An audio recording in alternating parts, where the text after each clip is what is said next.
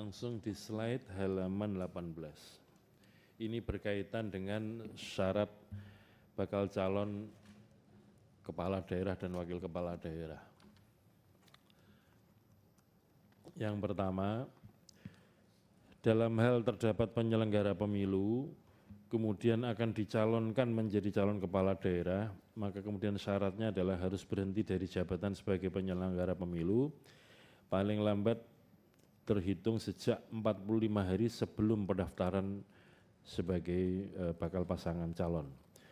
Bakal pasangan calon atau bakal calon yang berstatus penyelenggara pemilu dipersyaratkan menyerahkan keputusan tentang pemberhentian atas pengunduran diri yang bersangkutan yang diterbitkan oleh pejabat yang berwenang pada saat melakukan pendaftaran pasangan calon. Jadi pada saat yang bersangkutan didaftarkan oleh partai politik untuk bakal calon kepala daerah, maka harus sudah membawa surat keputusan tentang pemberhentiannya sebagai penyelenggara pemilu.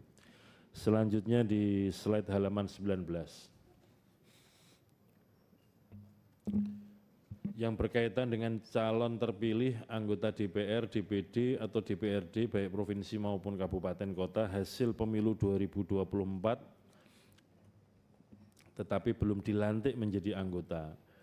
Pada dasarnya di Undang-Undang Pilkada menentukan bahwa kalau ada anggota DPR, DPD atau DPRD provinsi dan kabupaten kota didaftarkan sebagai calon, maka yang bersangkutan harus mengundurkan diri dari jabatannya. Ini bagi anggota.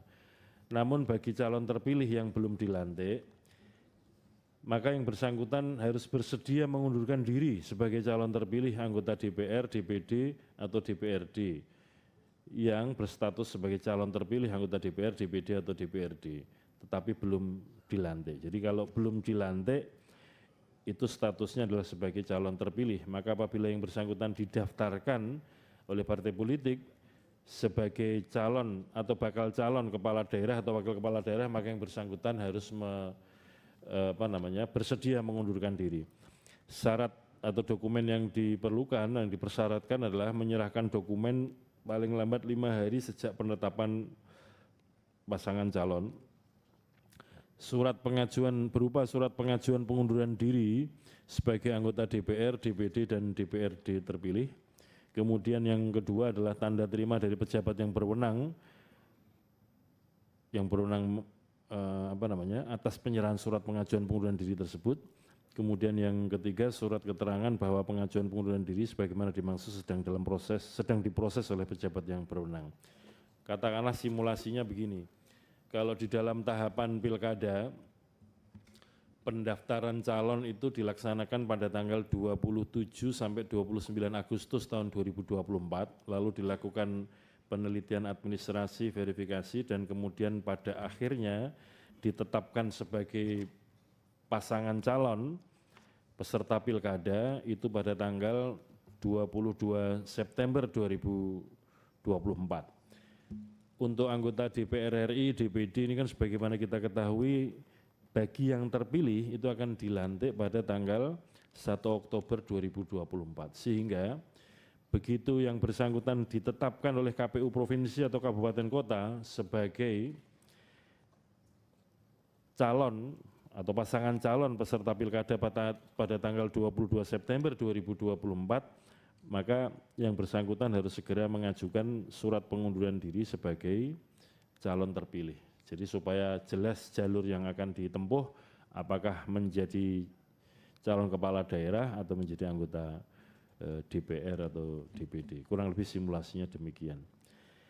Yang ketiga adalah, isu yang ketiga adalah berkaitan dengan penghitungan masa jabatan orang yang sedang menduduki jabatan tertentu, apakah yang bersangkutan masuk kategori satu periode jabatan atau belum, sehingga kemudian apakah mempengaruhi ketentuan bahwa seseorang itu apabila sudah 2 periode masa jabatan maka tidak boleh mencalonkan diri lagi.